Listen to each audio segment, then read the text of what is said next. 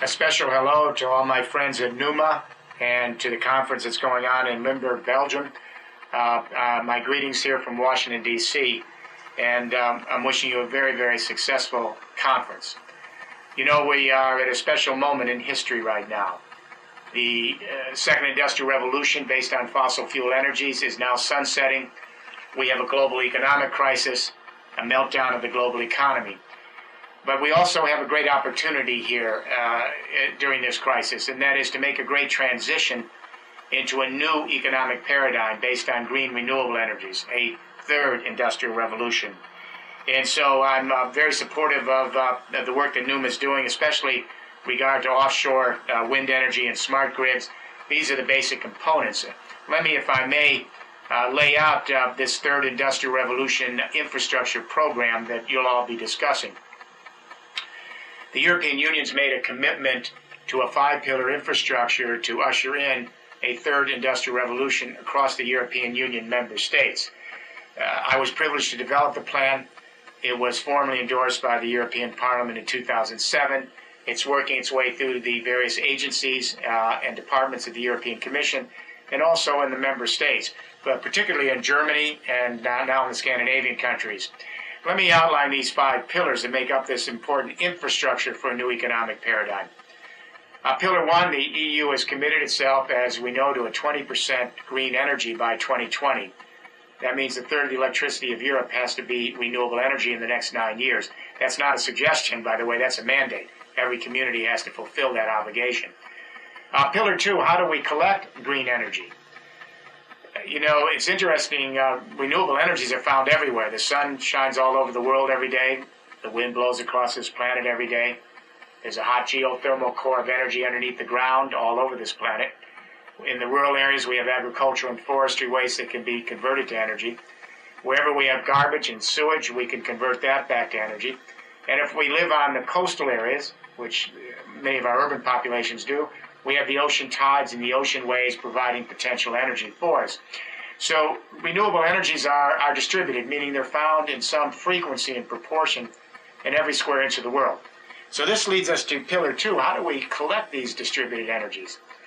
The goal is to convert every single building in the European Union into your own personal green micro power plant over the next 20 years. So you can collect solar on your roof with photovoltaic power plant. You can collect wind off the sidewalls of your home or your office or your factory. You can collect geothermal heat, converting that to energy underneath the building. You can convert your garbage back to energy, etc. Pillar two, that is converting the buildings to power plants, that serves a dual purpose. As we know that the number one use of energy in the world today are our buildings. They also create the most climate change with CO2 emissions. Buildings are also the solution, though. And that is, if we can convert every single building in the European Union around the world to a personal power plant, we have moved into a post-carbon era. The conversion of these buildings will create millions and millions of jobs and thousands of new business opportunities for small and medium-sized enterprises, because we'll have to first put in the efficiencies. We're going to have to make sure that every building is thermodynamically efficient. We'll have to retrofit them. We'll have to plug up the leaks, etc. And then we'll have to convert them to power plants. And that's going to provide a lot of jobs. So pillar one, we go to 20% green energy by 2020. Pillar two, we're going to convert every single building in the European Union to your own micro power plant. Think of it in this way. In 1970, we had only a few mainframe centralized computers, all controlled by large corporations. Then Steve Jobs introduced us to the personal computer, and then the internet. And now 2.3 billion people in the world with a small cell phone or a little desktop computer can send their own video, audio, and text to all the other 2 billion people at the same time, at the speed of light, with far more power than centralized television networks. So skip forward here to today. Think of centralized power and utility companies. In 20 years from now, they're going to be replaced by all of us producing our own green power in our homes, offices, and factories and sharing it. Pillar three, storage. You know, the sun isn't always shining and the wind isn't always blowing, and these are intermittent energies, so we have to find a way to store them. I'm in favor of all storage technologies, flywheels, batteries, water pumping. These are all good storage technologies. But the European Union's placed most of its emphasis on hydrogen as the critical central storage technology for this third industrial revolution. The reason hydrogen is the basic element in the universe. It's what we're made out of. And it's modular. It can be placed in small homes or in large power and utility companies. So the European Union has committed 8 billion euros to a public-private deployment of hydrogen across Europe. This means that when the sun hits your roof, for example, and you create some green electricity, if you don't need some of that electricity, you can take the surplus that you're not using and put that electricity in water. The hydrogen comes out of the water into a tank. So when the sun is not shining on your roof, you simply convert that hydrogen back to green electricity.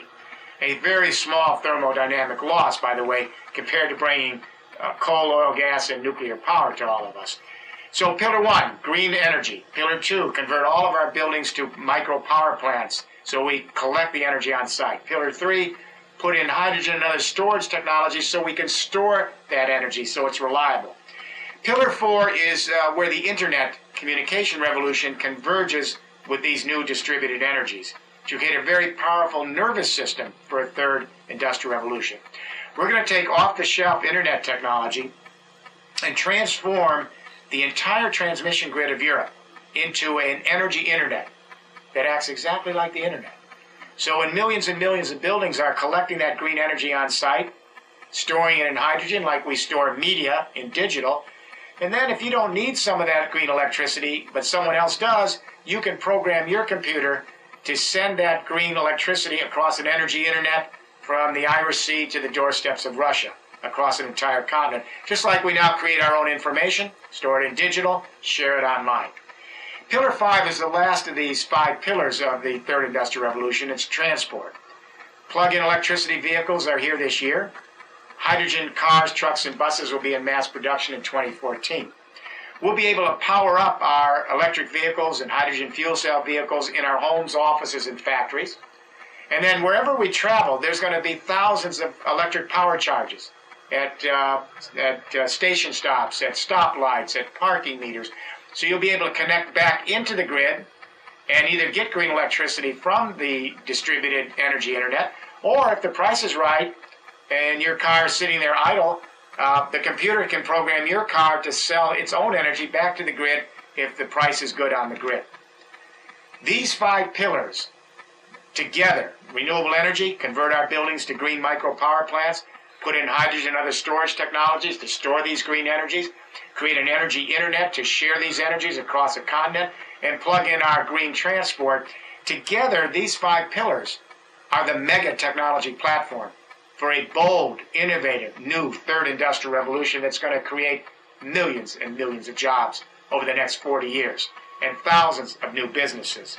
They have to go together, and here's my warning, if I may. If these pillars stand alone, or they're isolated, or they're piloted, you lose the synergies of the interconnectivity. It's only a new technology platform when all those 5 pillars are working together. We found this out in the European Union. Last year, the European Commission leaked a document intentionally saying, whoops, we need €1 trillion for the energy internet right away. Why? We put in feed-in tariffs across Europe. So now thousands and thousands of buildings are trying to get their green energy back to the grid, but this old power and transmission line can't take it. It was designed to be one direction only. It's servo-mechanical. It's very old and it leaks 20% of the electricity, so we've got to upgrade it. Then we realized, the feed-in tariffs have been so successful in parts of Europe that some of our regions are 20, 30, 40%, even 60% green electricity.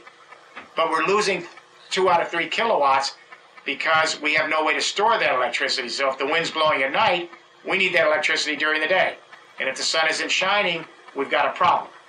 And then we realized, again, we need to incentivize Pillar 2, not just for the big companies that create concentrated solar and wind parks, which we're in favor of, but what about the little players, the small and medium-sized businesses, the homeowners? We need to give them green loans, and now that's beginning to happen in Germany and Italy and some other countries. In Italy, you can get a green loan at a really low interest rate and get a photovoltaic power plant on the roof of your home in 60 days. And the reason the banks are willing to give you this green loan is they look at your electricity bill and they realize how much electricity you'll be saving with your own power plant, and your savings will allow you to pay back your loan. This should be done everywhere in Europe and around the world. And then finally, we realized if these 4 pillars aren't put together, how do we plug in pillar 5, electric mobility and fuel cell mobility? So they go together as a package. This is the democratization of energy. This is power to the people. This third industrial revolution is lateral power. Now that kind of sounds like an oxymoron. We think of power as top-down, centralized.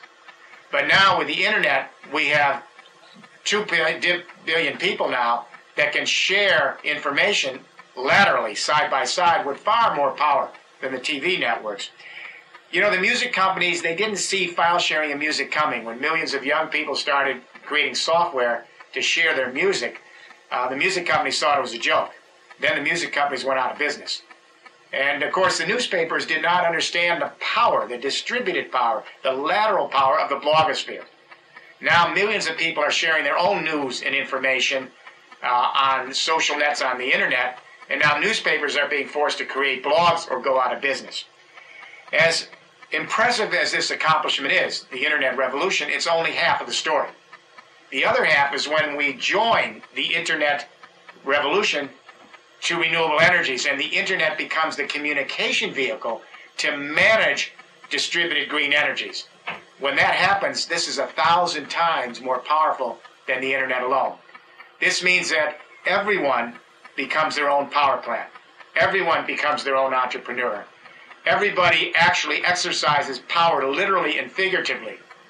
But in order to make this work, everyone then has to share that power with each other and share their energies, so that when someone has too much, someone doesn't have enough, you share it across collaborative geographic spaces, just like we share information on the internet. This is a very powerful new economic paradigm that can allow us to rejuvenate the European economy, grow lots of jobs, and day one, and lots of new businesses. It'll also allow us to address climate change. We need to get off carbon-based fuels quickly. We need to move into a post-carbon era. We need to create a more sustainable partnership with the planet in which we live. So this third industrial revolution is the game plan. The 5 pillars make sense. It's a practical mission, and we need to do that very quickly. You know, I'm reminded of all these young people that are out demonstrating on the streets around the world, the October 15th movement, the 99% movement. You know, they're sensing there's something fundamentally wrong with our economic and political system. It seems to favor the 1% rather than the 99%.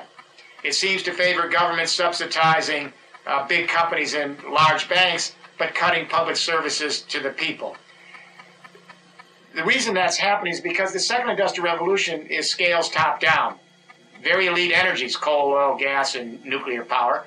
They require huge military and geopolitical commitments to secure them. They require massive capital, finance capital, to organize them, and they're always centralized top-down. Large banks, large energy companies, centralized factories, centralized logistics. And so that's why we, at the end of this line on the second industrial revolution, we have 1% that controls this infrastructure getting inordinate gains and 99% being marginalized out. The third industrial revolution allows us to democratize the economy, because it allows all of us to be a producer of our own energy, but share it collaboratively in social spaces.